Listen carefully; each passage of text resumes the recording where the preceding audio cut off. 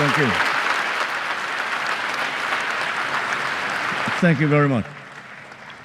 Allow me to greet the former President, President Gloria Macapagal Arroyo, Senate President Chis Escudero, and the honorable members of the Senate, House Speaker Ferdinand Martin Romualdez, and the honorable members of the House of Representatives, Chief Justice Alexander Gesmundo, and the honorable justices of the Supreme Court, His Excellency, the Most Reverend Charles John Brown, and the esteemed members of the Diplomatic Corps, Executive Secretary Lucas Bersamin, and the members of the Cabinet, First Lady Luisa Araneta Marcos, and the members of the Marcos family, other distinguished guests, ladies and gentlemen. First of all, allow me to congratulate the newly elected and re-elected 12 senators and 314 district and party list representatives of Congress. Mga kababayan, magandang hapon po sa inyong lahat. Makasaysayan ang katatapos na halalan nitong Mayo. Kaya pinaparating ko ang aking buong pusong pagpupugay sa ating mga kababayan, lalo na sa mga kabataang botante. Sa atin lahat dito, isang tabi na natin ang ating pagkakaiba at magkasundo na sa tatlong bagay na nagbibigkis sa atin. Sa ating pagiging Pilipino, ang ating pagiging makabansa, at ang ating sinumpang tungkulin sa taong bayan. Malinaw sa akin ang mensahe ng naging resulta ng halalan.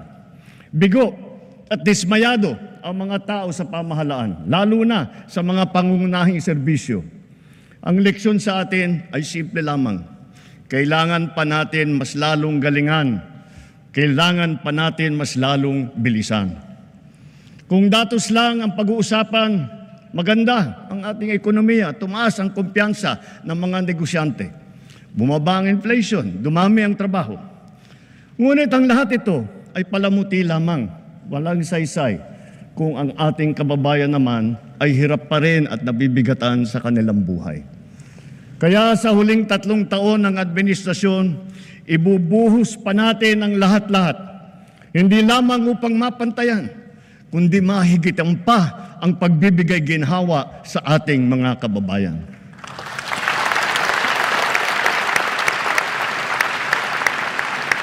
Hindi na ako magpapaligoy-ligoy pa.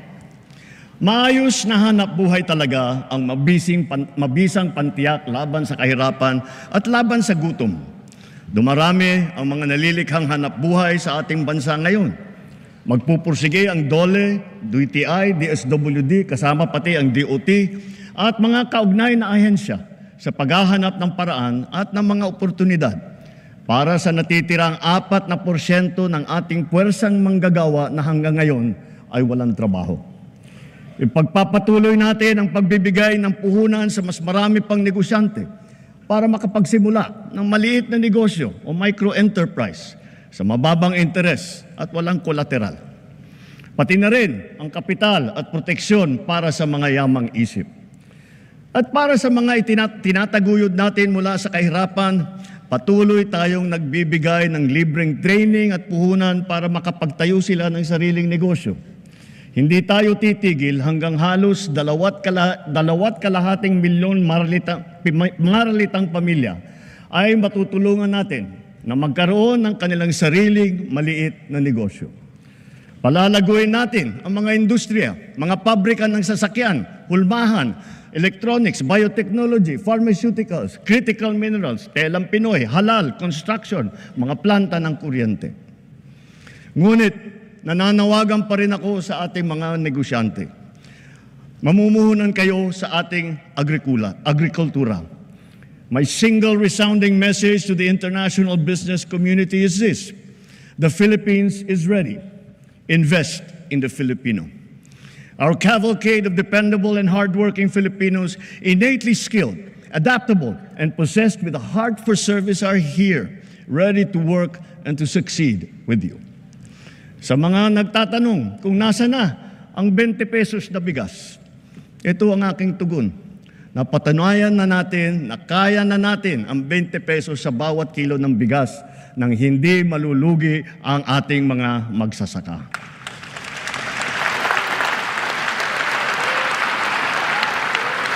Kamakailan lamang ay matagumpay nating nailunsad ito sa Luzon, Visayas at Mindanao, kagaya sa San Juan, Pangasinan, Cavite, Occidental Mindoro, sa Cebu, sa Bacolod, sa Guimaras, Siquijor, Davao del Sur. At dahil sa ilalaan nating 113 bilyong piso upang palakasin ang mga programa ng DA, ilulunsad na natin ito sa buong bansa sa pamamagitan ng daan-daang kadiwa store at center sa iba't ibang lokal ng pamahalaan.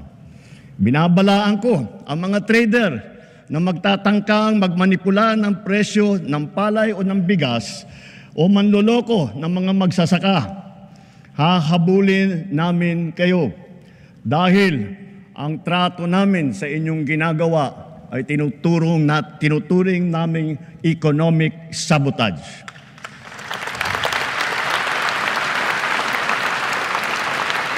Bilang pangunahing solusyon sa mataas na presyo ng baboy, pinalalakas natin ang ating lokal na produksyon. Namimigay tayo ng mga biik at inahin. Nagpapatayo din tayo ng mga biosecured facilities upang lubos na pababain ang presyo ng karne. Nagsimula ng magbakuna labang sa ASF at palalawigin pa natin ito ng pagbabakuna sa lahat. Pinataas natin ang produksyon ng palay, mais, pinya, saging, mangga, kape, kakao, kalamansi, tubo, sibuyas, bawang at iba pang mga agricultural products. Mula nagsimula itong administrasyon, mahigit 8.5 milyong magsasaka at mangingisda ang nakatanggap ng tulong. Lalo pa natin paiigtingin ang mga programa ng pamahalaan para mas marami pa ang matutulungan. Libo-libong kilometro ng farm-to-market road na ang ginawa na at libo-libong kilometro pa ang pinapasinayaan. Libo-libong ektarya ng lupa ay nalagyan na ng patubig sa buong bansa at libo-libong ektarya pa ang patutubigan. Libo-libo ring makinarya at pasilidad ang ating binuksan at pinamigay para sa mga magsasaka at mangingisda. Marami po tayong ipapatayo na rice processing system. Itong mga pasilidad at mga bangkang yari sa fiberglass na ipamimigay naman sa mga mangingisda. Lahat ng ito ay sumusuporta sa kanila mula paghahanda, sa pagpunla, pag-ani, pagbiyahe hanggang sa pagbenta. Milyong-milyong Pilipino ang umaasa sa puno ng niyog bilang pangunahing kabuhayan. Mula ngayong taon, hindi bababa sa 15 milyong hybrid at mataas na klaseng mga binhi ng niyog ang ating itatanim sa iba't ibang panig ng Pilipinas. At itutuloy natin ito hanggang 100 milyong puno na ng niyog ang ating maitatanim sa buong Pilipinas.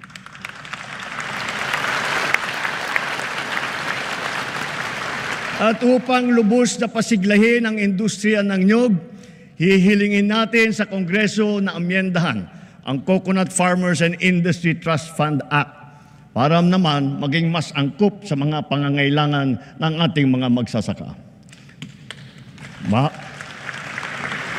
Bahagi lamang ito na ginagawa nating malawakan pagpapalakas ng iba't iba pang mga industriya. Kasama dito ang industriya ng asin, pagproproseso, pag-export ng niyog. Sa tulong ng DOST, ginagamit natin ang mga magagandang dulot ng agham tulad ng mga nadiskubre at nagawa ng ating mga siyentipiko at inventor. Pati na rin ang mga modernong pamamaraan tulad ng mga bagong binhi, pataba, makinarya at estratehiya gaya ng intercropping at off-season technique. Naghihintay din sa ating kabataan ang mga kurso, programa at mga scholarship sa larangan ng agrikultura upang ito ay kanilang gawing hanapbuhay balang araw at maipapagpatuloy ang marangal na kabuhayan ng kanilang mga magulang. At para sa susunod na ating salinlahi ng mga magsasaka, tiyak na magiging kanila na ng tuluyan ang lupang sinasaka nila.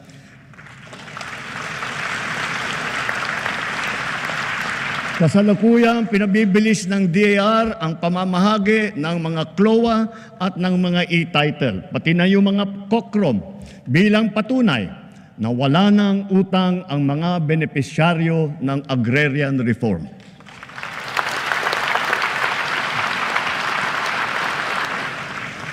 Bagaman dumarami ang ating mga planta ng kuryente sa buong bansa, lalo na ang mga bagong teknolohiya at malinis na enerhiya tulad ng solar, windmill, natural gas. Bagaman kilalang-kilala na tayo sa buong mundo dahil sa pagpapahalaga natin sa renewable energy, naririyan pa rin ang mga problema sa enerhiya na damang-dama ng bawat Pilipino, kagaya ng 3 milyong kabahayan na wala pang kuryente.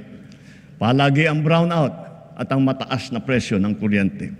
Kaya binibilisan nating mabigyan ng koneksyon at pinapalakas palalo ang kakayahan ng ating gumagawa ng kuryente. Pagpasok ng administrasyong ito, mahigit 5 milyon ang mga bahay na wala pang kuryente. Sa loob ng 3 taon, 2.5 milyong kabahayan ang ating nakabitan na may kuryente na sila. Sa susunod na 3 taon, halos 200 planta ang ating tatapusin. Ito ay may kakayahan magpailaw sa 4 milyong kabahayan o sa mahigit na 2,000 pabrika o sa halos 7,000 tanggapan at negosyo. Hahabulin at tutuparin ng DOE at NEA ang natatakdang dami ng mga kabahayang makakabitan ng kuryente ngayong taon hanggang 2028, lalo na sa Quezon, sa Camarines Norte, sa Palawan, sa Masbate, sa Samar, sa Negros Occidental, sa Zamboanga del Sur.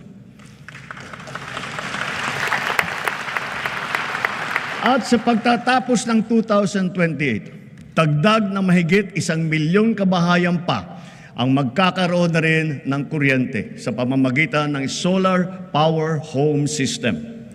Para lalo pang makatipid ang ating mga kababayan at maipagbili ang anumang sobrang kuryente nila, isusulong na ng Department of Energy ang net metering program at pabibilisin din ng ERC ang proseso ng pag-aproba nito. Habang inaayos natin ang komplikado nating sistema ng enerhiya sa bansa upang maipababa ang presyo, pinapalawig pa natin ang lifeline rate.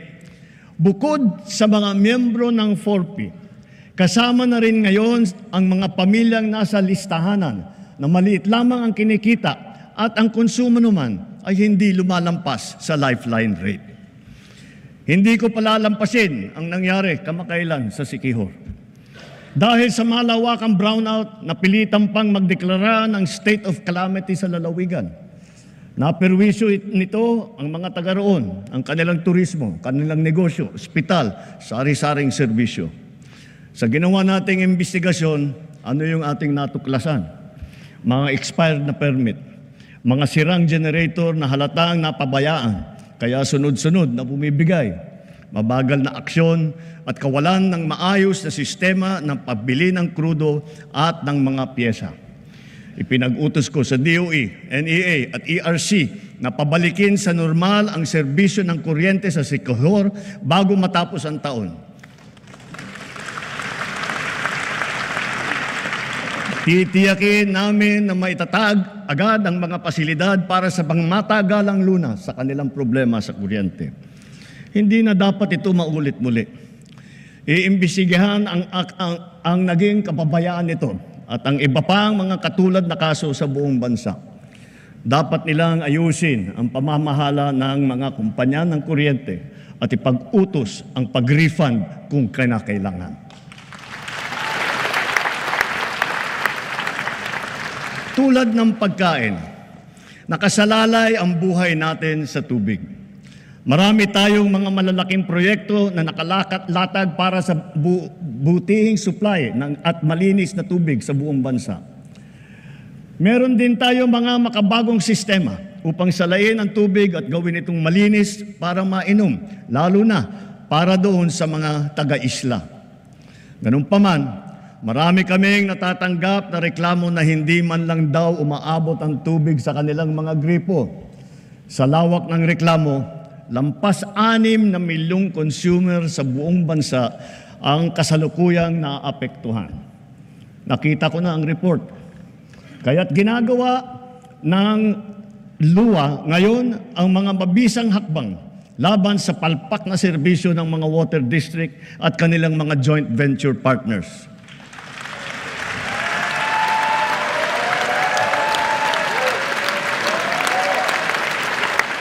Titiyakin ng LUA na mailalagay na sa ayos ang serbisyo ng tubig ng milyong-milyong nating mga kababayan at gawin mas abot kaya naman ang presyo. Higit sa lahat, titiyakin natin mapapanagot ang mga nagpabaya at nagkulang sa mahalagang serbisyong publiko na ito.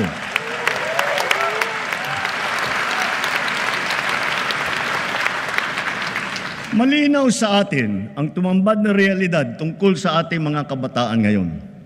Ang kakulangan sa kaalaman at sa kakayahan, lalo na sa matematika, sa agham, sa pagbabasa at sa wastong pag-unawa. Ang mga nagda-drop out at mga hindi nakakapagtapos sa junior o senior high school, ang kalahating milyong bata na nagbabanat na ng buto. Kung tayo ay nagpupundar ng malaki para sa infrastruktura, mas malaki pa ang ipupundar natin para sa ating mga mamamayan.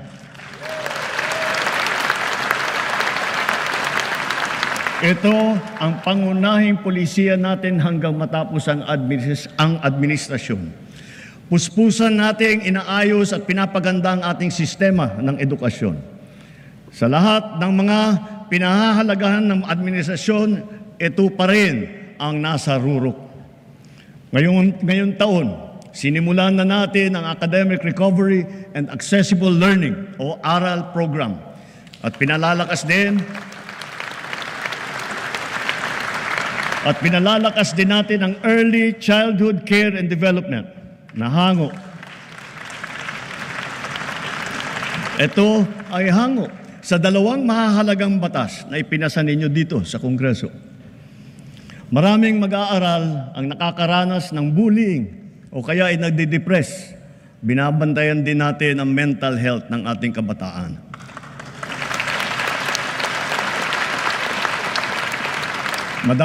Magdadagdag tayo ng mga school counselor na magsisilbing sanggunian at gabay nila.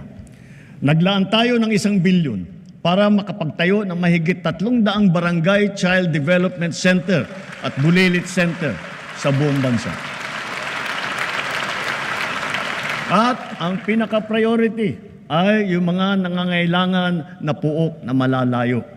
At pauna lamang yan, unti-unti nating tutugunan ang matinding kakulangan sa daycare center na nabinbin mula pa noong 1990.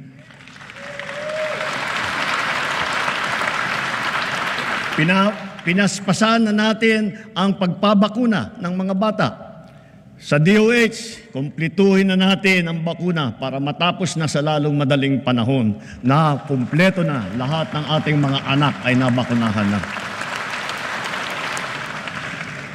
Sa ilalim naman ng bagong lunsad na Yakap Caravan, matitignan na ang kondisyon ng kalusugan hindi lamang ng mga mag-aaral, kung hindi pati na ang mga guro. Mabibigyan sila ng libreng medical check-up, libreng lab test tulad ng cancer screening at libre na gamot.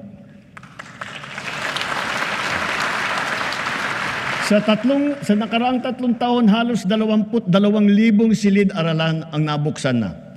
Hihigitan pa natin ito dahil talagang nakakaawa ang ating mga mag-aaral. Hindi na natin dapat nabibitin ang oras nila sa klase dahil sa kakulangan ng classroom. Katuwang ng pribadong sektor, sisikapin nating madadagdagan pa ng 40,000 silid-aralan bago matapos itong administrasyon.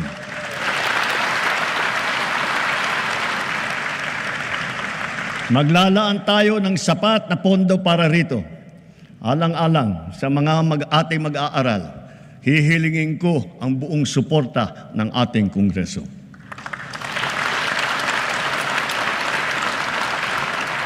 Naging matagumpay ang isinagawang tutoring at remedial program para sa mga mag-aaral nitong nakalipas na taon at nitong summer break. Palalawakin pa natin ito. At maraming salamat sa mga guro at lalo na sa mga ate at kuya na nag-volunteer na tinulungan ang mga maliliit para mas maganda ang resulta nila sa kanilang eskwela. Sa DOLE at sa DSWD, ipagpatuloy pa ninyo ang mga ganitong klaseng internship at pre-employment program para sa ating estudyante sa kolehiyo. Malaking tulong ito sa kanila habang sila ay nag-aaral. Malaking tulong ito sa bansa. Ngayon, nagdaratingan na ang mga laptop na laan para sa bawat guro sa public school.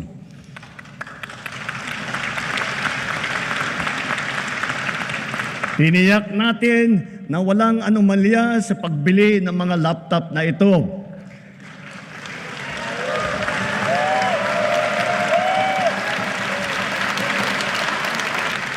Nakahanda na ang mga high-tech at digital na mga materyales, mga smart TV, libreng Wi-Fi at libreng load sa bayanihan SIM card.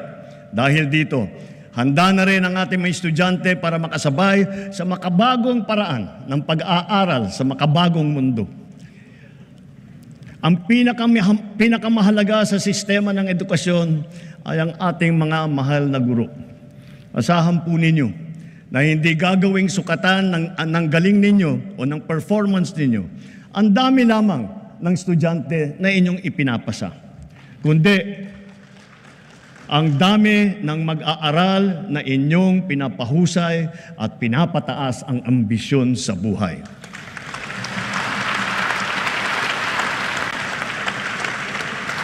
Hindi tayo tumitigil maghanap ng mga paraan upang pag-aanin kahit paano ang inyong pasanin sa araw-araw. Nagdagdag tayo ng 60,000 teaching item at nakapagbigay pa ng trabaho para sa ating mga lisensyadong guro.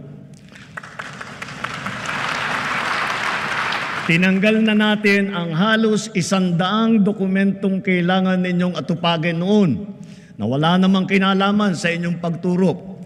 Gagawin na rin nating digital ang mga natitira pang papel na kailangan ninyong asikasuhin. Para pwede na ninyong itong gawin online, diretso na mula sa mga bago ninyong laptop.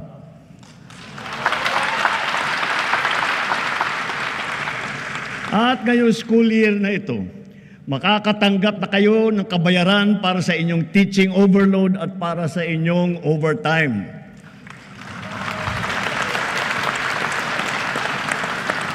Napatunayan na nating mabisa ang TechVoc.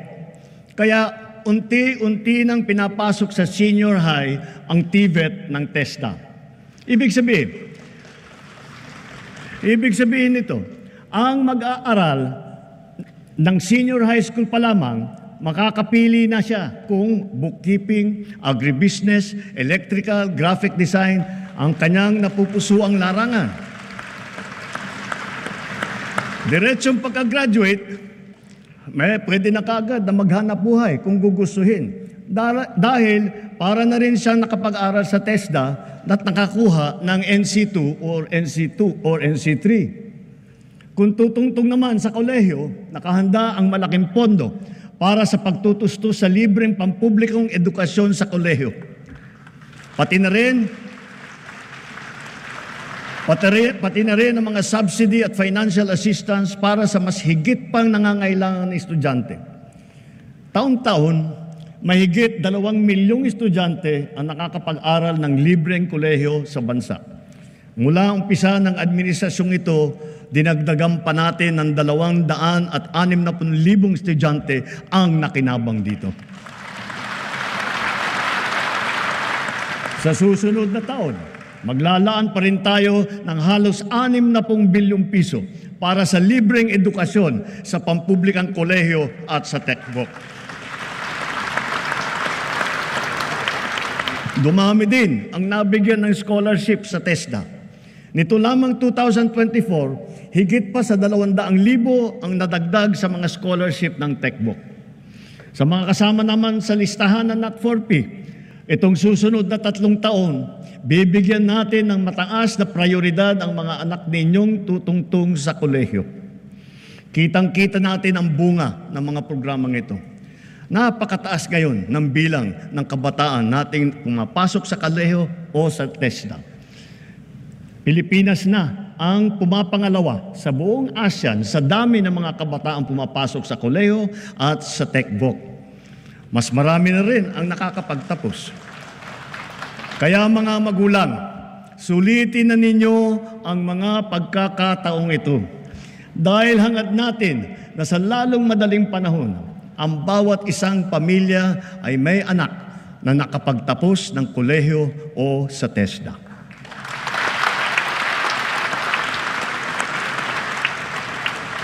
Kung kalidad lang din ang pag-uusapan, hindi nagpapahuli ang mga universidad at kolehiyo natin dito sa bansa. Mula sa 22 noong 2022, ngayon 114 na sa kanila ay kinikilala sa buong mundo. 6 na po nito ay public school. At bilang natatanging pagkilala, gagawaran natin ng Presidential Merit Scholarship ang mga high school graduate na makakakuha ng matataas na honor.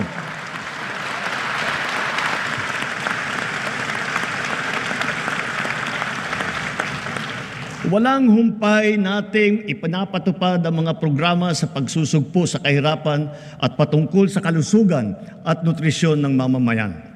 Tuloy-tuloy pa rin ang ating programang 4Ps. Hangad din natin na amyendahan ang batas ng 4Ps upang matiyak na talagang sapat ang panahon para maitaguyod ang kanilang paghihirap. Maitaguyod sila sa ang mga mahihirap. Mula nang nagsimula itong administrasyon, mahigit 5 milyong kabahayan ang nagbenepisyo sa conditional cash grant ng 4P. Mas maganda pa ang balita na sa 3 taon, halos 1.2 milyong pamilya ang gumanda na ang buhay. Kaya nakakapag-graduate na sa program ng 4Ps. Batid natin lahat ang mga kababayan natin na namumuhay sa lansangan. Sila ang pinakanangangailangan ng tulong ng pamahalaan.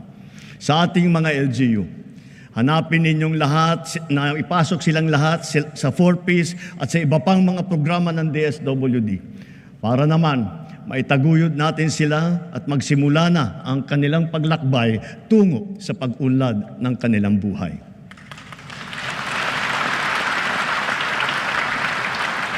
Sa 2nd taon ng ating Walang Gutom program, mabibigyan ng tulong ang 600,000 pinakanangangailangang kabahayan sa kanilang nutrisyon. At sa 2027, dadamihin pa natin sa 750,000 kabahayan ang maaabot ng feeding program natin. Pinapagpatuloy ng DSWD at ng DepEd ang feeding program nila para sa mga daycare center sa pampublikong paaralan at nakapagbigay ng masustansyang pagkain at gatas sa mahigit 3.2 milyong mag-aaral sa buong bansa.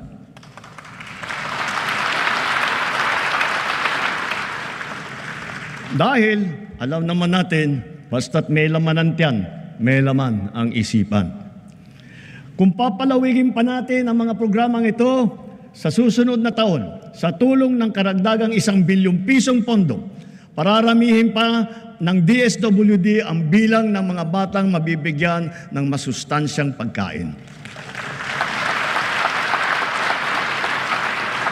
Sa kabilang banda naman, nakikita natin ang sobrang pagtaas naman ng timbang ng ating mga kababayang edad 20 at pataas. Kaya sikapin natin maging mas aktibo ang ating pamumuhay araw-araw. Ipalaganap natin ang mga pagsasagawa ng mga palaro, ng mga paliga, fun run, fun walk, pati mga aerobics, pasumba. Para sa mga LGU, buksan at gawing maaliwalas ang mga park at mga plaza natin kung saan makakapag-ensayo ang ating mga mamamayan, bata man o matanda. Magpatupad tayo ng mga car-free Sunday tulad ng ginagawa sa ilang lungsod na dito sa Metro Manila, sa Baguio, sa Cebu, pati sa Iloilo at Davao. Bilang pagsuporta rito, simula ngayon, bubuksan ng Philippine Sports Commission sa publiko ang kanilang mga track and field oval sa Pasig, Maynila at Baguio upang makapag-jogging na kayo ng libre. Magbubuhos tayo ng todo suporta sa mga palaro at mga atleta sa buong bansa. Halimbawa, ang palarong pambansa at ang Batang Pinoy Games na gaganapin sa General Santos City ngayong Oktubre. Bubuo tayo ng bagong pambansang programa para sa sports development. Uumpisahan natin ito sa paaralan pa lamang. Ibabalik natin ang mga sports club at magsasagawa tayo ng mga palaro at intrams sa lahat ng pampublikong paaralan. Naririyan na ang ating Philippine Sports Commission at saka ang PAGCOR upang tiyakin ang patuloy na pagtaguyod at pagsuporta sa ating mga programang pampalakasan ng mga atleta sa buong bansa.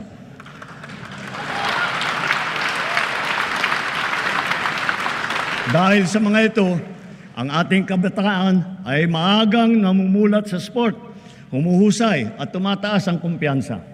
Sumusunod sila sa yapak ng ating mga kampyon at world-class na athlete tulad ni Senator Manny Pacquiao, ni Heidelin Diaz, ni Kaloy Yulo, Ira Villegas, Nesty Petesio, EJ Obiena, Alex Ayala, ang Paralympian natin na sina Gerald Mangliwan, Sandy Asusano, Angel May Otom at Ernie Gawilan. Sama na rin natin yung bago nating kampyon, si PNP Chief Nick Torran.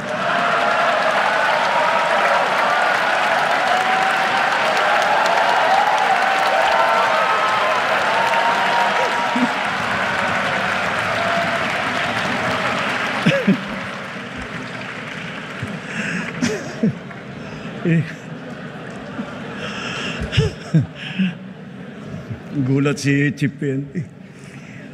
At siyempre, pati pa ang ating kampyon sa Asian Winter Games, Philippine Men's Curling Team. Akalain mo nga naman, walang winter dito sa Pilipinas. Napatunayan pa rin natin na kaya natin maging kampyon sa Winter Games. Kilalanin natin ang mga atleta na umani ng karangalan para sa Pilipinas. Hindi lamang sila nakapaghatid ng kasiyahan sa buong sambayanan, pinalakas pa nila ang ating pagmamahal sa bayan at lalo pang pinatingkad ang dangal ng bawat Pilipino.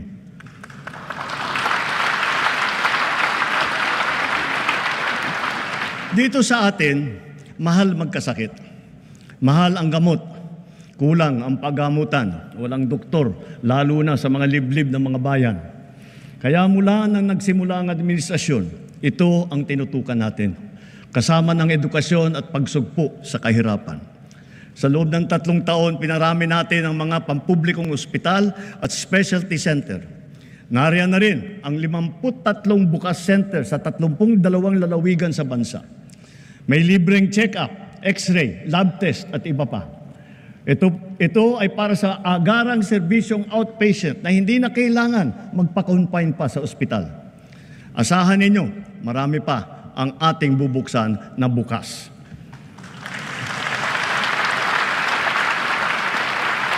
At nasisiyahan ako nang makapag-report na sa kauna-unahang pagkakataon, ang bawat bayan po sa Pilipinas ngayon ay may doktor. Mayroon ng magiging tagapag-alaga. Mayroon ng tagapag-alaga ng kalusugan ng mamamayan sa inyong lugar. Lahat po tayo ay miyembro ng PhilHealth. Pinataas at pinaganda na rin natin ang mga benepisyo, lalo na para sa mga karamdaman na laganap dito sa ating bansa. Kapag kayo po o ang inyong kapamilya ay may sakit sa puso, huwag po kayong mag-alala. Covered na po sa PhilHealth ang pagpapagamot ninyo para sa atake sa puso, sa open heart surgery, heart valve repair o sa replacement. At may cancer assistance fund po tayo. Pandagdag para sa pagpapagamot ng mga cancer patient natin. May pondo rin para sa bakuna laban sa human papillomavirus na nagiging sanhi ng maraming klase na cancer. Para naman sa ibang klase na cancer na hindi sakop ng PhilHealth, meron po din tayong nilaang 1 bilyon at 700 milyong piso para pambili ng mga kinakailangang gamot para sa ating mga pasyente.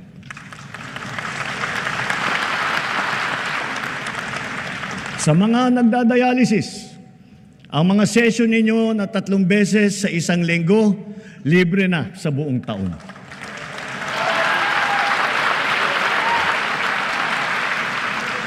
Libre na rin po pati ang mga kinakailangang mga gamot.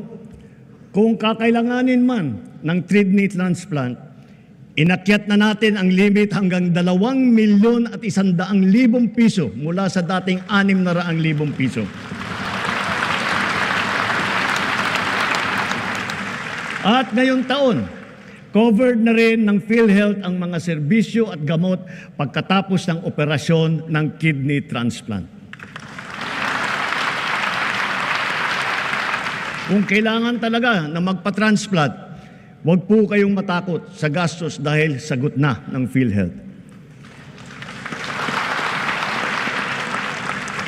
At kung magkakasakit na malubhang dengue ang inyong anak, itinaas po natin sa 47,000 piso ang sagot ng PhilHealth.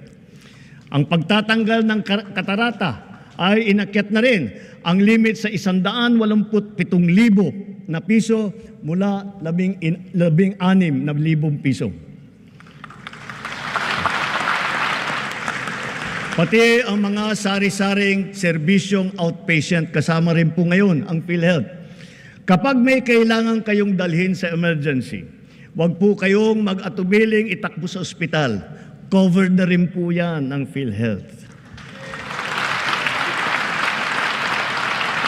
Kapag lumabo ang mata ng inyong anak at kailangang magpasukat ng grado, pati na rin ang pagpapagamot nila laban sa malnutrition, ito rin ay covered na rin ng PhilHealth. At para sa mga PWD, sakop na rin ng PhilHealth ang inyong therapy at rehabilitasyon, pati na rin ang mga mahahalagang kagamitan pang-suporta para sa inyo.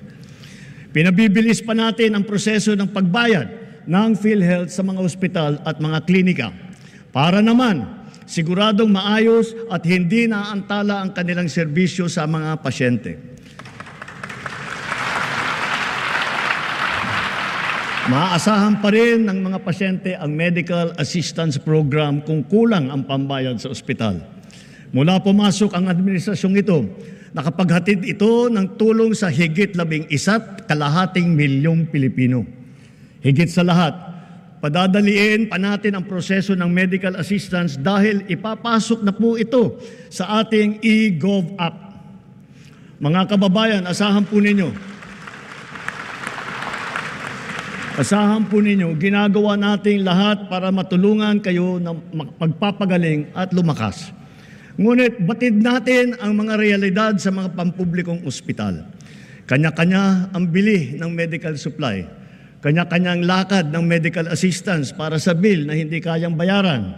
Kaya sa lahat ng aking binanggit na mga haligi na itaguyod na natin, ang bahaging sasagutin ng PhilHealth, ang sari-saring pondo na pamahalaan para sa medical assistance kagaya ng MAIP, PCSO at PAGCOR, at ang karagdagang pondo na ibibigay pa natin sa mga DOH hospital, areglado na ang lahat sa ospital pa lang. Wala nang kailangang pangpuntahan o lapitan pa. Ito po, itinuloy na po natin ang zero balance billing. Libre po.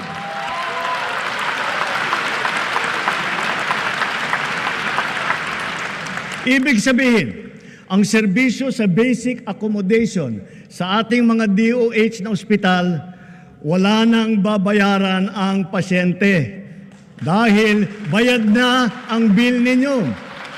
Uulitin ko, wala nang kailangan bayaran ng pasyente basta sa DOH ospital dahil bayad na po ang bill ninyo.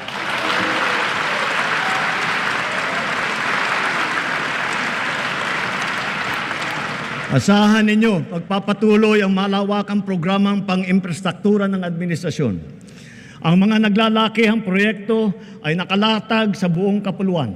Mga daan, tulay, tren, paliparan, pantalan, patubig at murang pabahay. Ilan dito matatapos ngayong administrasyon na ito. Ang iba naman makukumpleto pa at mararamdaman ang dalang ginhawa pagkatapos pa ng aking termino. Nagpupundar po kasi tayo para sa kinabukasan. We are not building only for today. We are building also for tomorrow.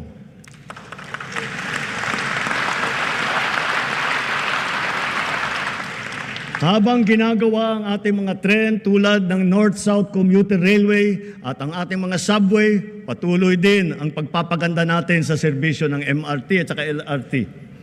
Ang dating 20% diskwento sa LRT at MRT para sa PWD, sa senior at sa estudyante ay tinaas na natin sa 50% na diskwento.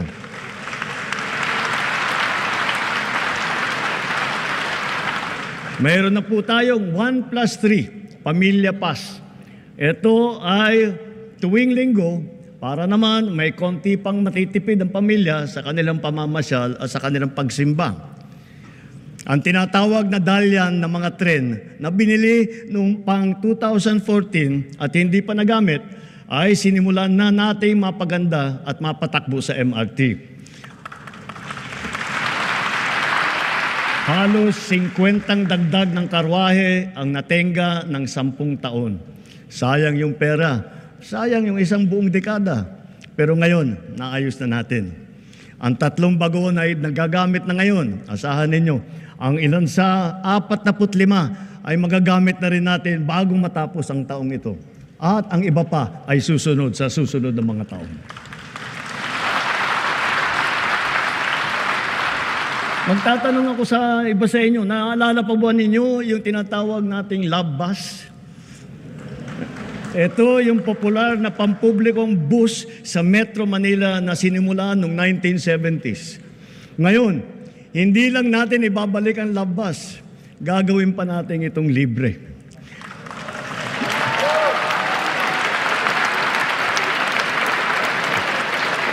Pauna pa lamang, pilot testing pa lamang yung nasa Davao at sa Cebu. Susundan pa ito ng ibang mga lugar sa Visayas at sa Mindanao. Bago matapos ang taon, magsisimula na ang Bataan-Cavite Interlink Bridge. Ang tulay na ito ay 32 kilometro ang haba na tumatawid ng Manila Bay. Sabit.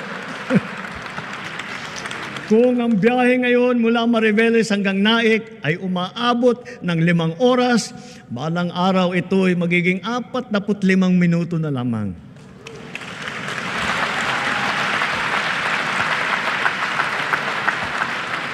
Ang mga riles ng PNR Bicol Line na sinira ng Bagyong Christine ay unti-unti nating pinatitibay at naayos na. Kasama ang Binahan Bridge. Hindi magtatagal, madadagdagan pa ang haba ng linya na ito at aabot sa Ragay, Camarines Sur hanggang Tagkawayan, Quezon. Magiging malaking tulong ito sa ating motoristang nagdadaan sa malubhang traffic mula Quezon hanggang sa Bicol. Sa 2026, inaasahang magbubukas na sa motorista ang bahagi ng extension ng SLEX mula Santa Tomas, Batangas hanggang Chaong, Quezon. Kapag natapos itong buong proyekto, ang dating 4 na oras na biyahe, magiging 1 oras na lang.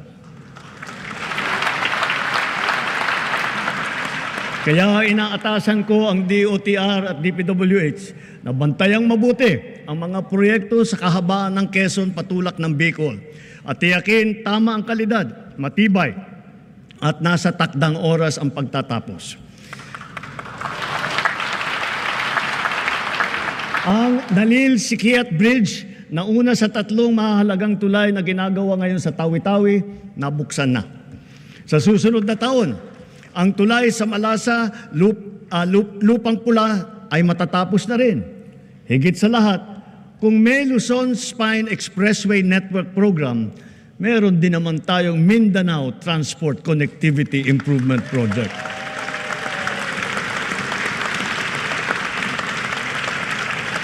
Sa proyektong ito, aayusin natin ang mga pangunahing daan na nag-uugnay sa Cagayan de Oro, sa Davao, General Santos na may haba na 428 kilometro.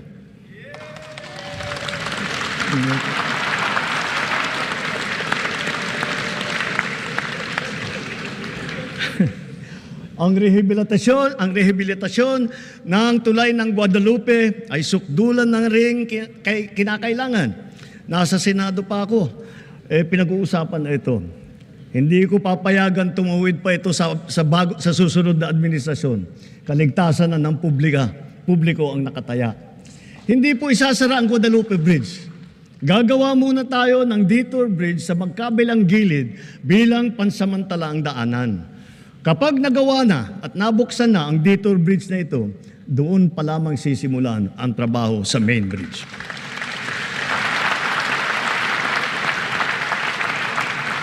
At sa kabila ng mga higanteng tulay na ito, huwag natin kaliligtaan ang mga hanging bridge sa iba't ibang lugar sa ating bansa. Mahalaga ang mga ito sa pang-araw-araw na buhay ng publiko, lalo na yung mga guro at ang ating mga estudyante. Ilan ang nababalitaan kong insidente na pagbagsak ng mga tulay na ganito. Halimbawa, yung nangyari sa Midsalip, Zamboanga del Sur at sa iba pang mga lugar.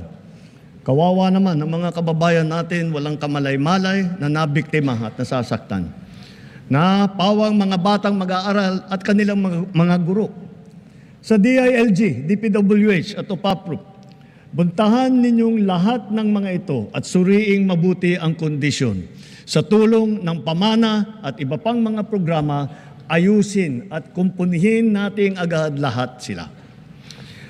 Sa mga proyekto, hindi natin papayagan at palalampasin ang mga katiwalian sa pangangasiwa. Ang kapalpakan sa pagdisenyo at sa pagkakagawa, ang mababang kalidad at marupok na materyales, ang pagkaantala ng proyekto, at ang kapabayaan sa tamang pagmentina at pagkumpuni. Halimbawa, sa Kabagan, Santa Maria Bridge na sa Isabela, sinimulan noong 2014. Ginastusan ng taong bayan ng 1 bilyon. 10 taon tinayo. Nung binuksan, ilang araw pa lang, giba na agad. Napakamahal. Ang tagal ginawa. Ang bilis na sira. San Juanico Bridge naman, 50 taon na nakatayo pa rin hanggang ngayon. Ganun siya katibay. Ngunit nakaligtaan naman ang wastong pagmentina at pagkumpuni sa pagdaan ng mga dekada. Nalagay patuloy sa panganib ang publiko. Hindi po dapat ganito. Sa Build Better More, hindi ang kapakanan, higit ang kapakanan at kaligtasan ng mamamayan ang napakamahalaga. At ang mga proyekto, tama dapat ang disenyo. Mataas dapat ang kalidad, natatapos sa takdang oras, at naaalagaan at namimintina na mabuti. Napakahalaga ng internet sa ating pagtahak patungo sa bagong Pilipinas. Kaya nitong padaliin at baguhin ang pamumuhay ng ating mga mamamayan. Hindi lang ito para sa may kaya o para lamang sa mga bata. Ito ay kailangan na ng lahat. Natapos na ang Phase 1, 2 at saka 3 ng ating National Fiber Backbone Project na magpapalakas at magpapabilis sa ating internet. Kasabay nito, patuloy pa natin pinalalawig ang libreng Wi-Fi sa buong bansa. Noong Hunyo ng 2022, mga 4,000 free Wi-Fi sites lang ang meron tayo. Ngayon, halos 19,000 ang free Wi-Fi sites sa buong bansa.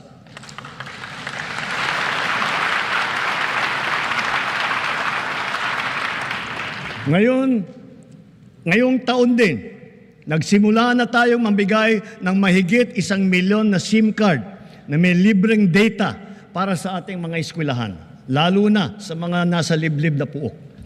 At dahil pag pinaganda at pinabilis natin, dadami pa ang mga bagong tore at cell site sa mga gida. Ngunit kulang pa rin ang mga ito. Halos 12,000 pampublikong paaralan pa ang walang internet. Kaya sinusiguro ng DICT at ng DepEd na bago matapos ang taong ito, magkakaroon na ng koneksyon ng internet ang lahat ng pampublikong paaralan.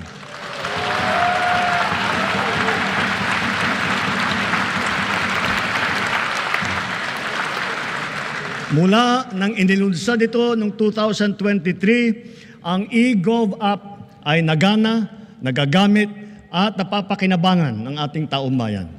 Patuloy pang dumarami ang serbisyo tiyak na praktikal sa bawat Pilipino. Ngayon, mahigit 40 serbisyo ng pamahalaan kasama ng mga LGU ang nasa eGov app.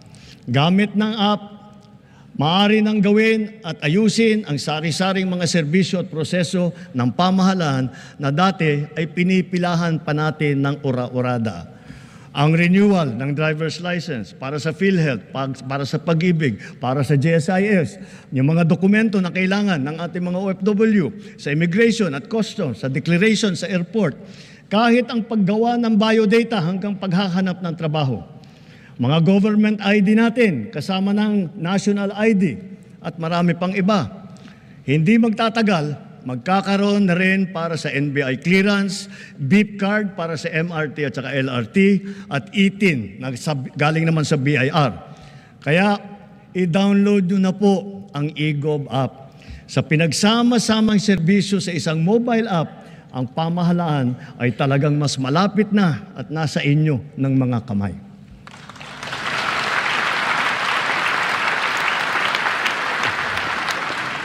Sa LTO, alam kong tapos nyo ang paghahabol sa paggawa ng mga plaka ng motor na nabinbin mula pa noong 2014. 11 taon.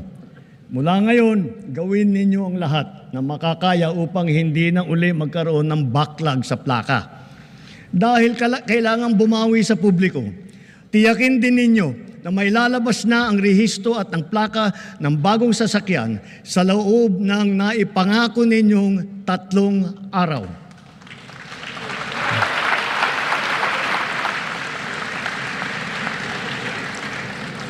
Ang kapayapaan ay mahalagang pundasyon ng bagong Pilipinas. Kaya pinapatatag natin ito kasabay ng ating pag-unlad. Patuloy tayo sa pagpapatibay ng ating kapulisan at sandatahang lakas. Ang mga armamento, sasakyan, pandigma at sandata ng ating kapulisan at sandatahang lakas ay patuloy na dadagdagan, angkop sa layuning modernisasyon at komprehensibong pagtanggol ng ating kapuluan. Ang libo-libong mga nag-alsa dati laban sa pamahalaan, nagbagong buhay na at nagbabalik loob na. Tinataguyod natin kasama ang kanilang pamilya. Katuwang ang pribadong sektor, pinapaunlad din natin ang kanilang pamayanan at naglalatag tayo ng mga daan, patubig at marangal na hanap buhay. Bukod sa programang panghanap buhay, nagpagawa tayo ng mga health station, mga silid-aralan, mga water system, street light, na ngayon napapakinabangan ng mahigit 13 milyong Pilipino na ngayon ligtas na mula sa kaguluhan.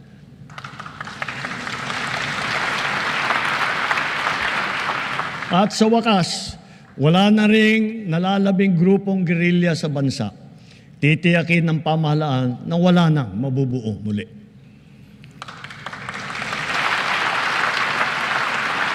Magkakasangga ngayon ang AFP, PNP at mga dating rebelde sa pagpapanatili ng kaayusan at kapayapaan sa BARM. Kaya naman, ang lipunan natin ngayon ay mas mapayapa, mas mapangalaga rin sa karapatang pantao, anuman ang edad, kasarian, kondisyon o pangkat. Ngunit,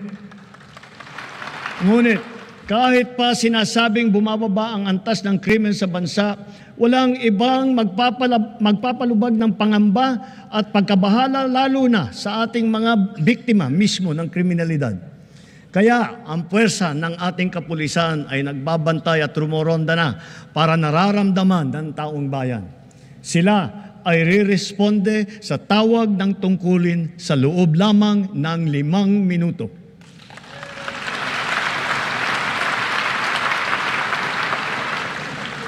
Nagtutulungan ang buong pamahalaan para lutasin ang mga kaso ng mga nawawala dahil sa walang pakundangang kagagawan ng mga sindikato sa likod ng madilim na mundo ng mga sabungan. Hahabulin at pananagutin natin ang mga utak at mga sangkot, sibilyan man o opisyal.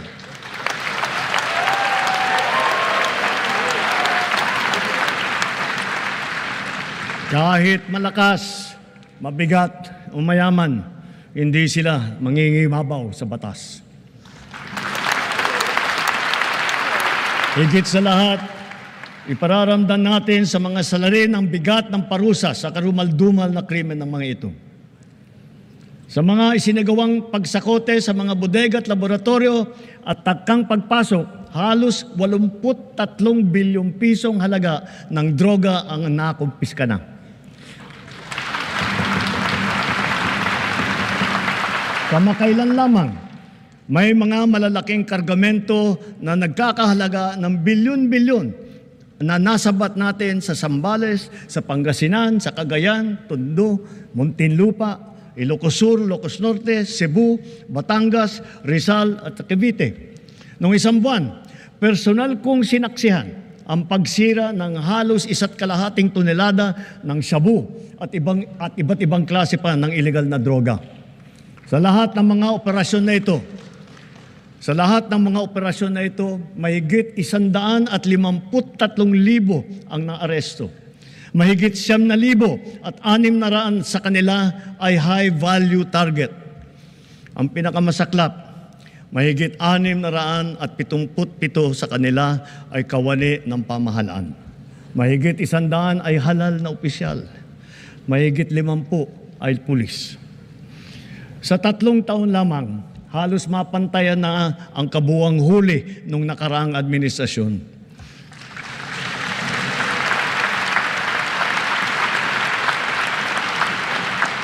Sa kabila ng mga ito, tila nagbabalikan daw ang mga pusher. Kaya patuloy ang ating mga operasyon laban sa mga drug dealer, sila man ay big time o small time. Ngayon, masasabi natin na mataas na ang tingin ng buong mundo sa Pilipinas dahil maayos, patas at mahinahon tayong nakikitungo sa iba't ibang mga bansa. Tumutupad din tayo sa ating mga kasunduan at sa mga batas at panuntunan na pandaigdig na komunidad. Nagpapasalamat tayo sa ating mga magigiting ng OFW dahil sa kanila na ipamalas ang angking galing, kabutihan at puso ng Pilipino sa lahat ng sulok ng daigdig. Sa harap ng mga bagong banta sa ating kapayapaan at soberanya, mas maigting ngayon ang ating paghahanda, pagmamatsyag at pagtatanggol sa ating sarili. Ganun pa man, tayo pa rin ang nagtitimpi at nananatiling nagpapasensya, lalo na sa pagtanod sa ating buong kapuluan at sa pangangalaga sa ating interes. Subalit ngayon, mas pataas pa ang ating kumpiyansa dahil mas marami na tayong mga kasangga na magiging kabalikat natin sa oras ng matinding pangangailangan. Then as now, our foreign policy remains the same. The Philippines is a friend to all. The Philippines is an enemy to none. That will be our main focus as we, the Philippines, host the ASEAN Summit in 2026.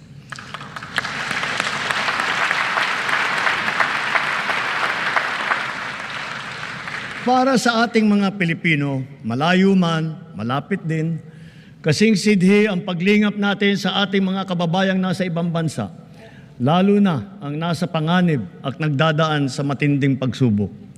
Hindi po biro at sadyang mapanganib ang hanap buhay ng ating tripulante. Ang trahedya na sinapit nila sa kamay ng mga rebeldeng Houthi ay isang halimbawa. Matapos ang mahigit 4 na araw, ang mga kababayan nating nang binihag ng rebeldeng Houthi ay pinalaya na rin, dala ng ating pakikipagtulungan sa Sultanate of Oman. Gayon din, dahil sa ating masigasig ng pakikipag-ugnayan, sa loob ng 3 taon, nagawa ng kapatawaran ang mahigit 600 kababayan nating nahatulan dahil sa sari-saring paglabag sa batas sa ibang bansa, lalo na sa UAE, sa Qatar, sa Bahrain, at sa iba pa. And so, for their crucial and most beneficent sovereign intervention, I personally convey the entire nation's sincerest gratitude to the Sultanate of Oman, the United Arab Emirates, the State of Qatar, the Kingdom of Bahrain, the State of Kuwait, and to all the leaders of various countries that have granted clemency and have shown kindness to our beleaguered compatriots. Maraming salamat po. Thank you very, very much.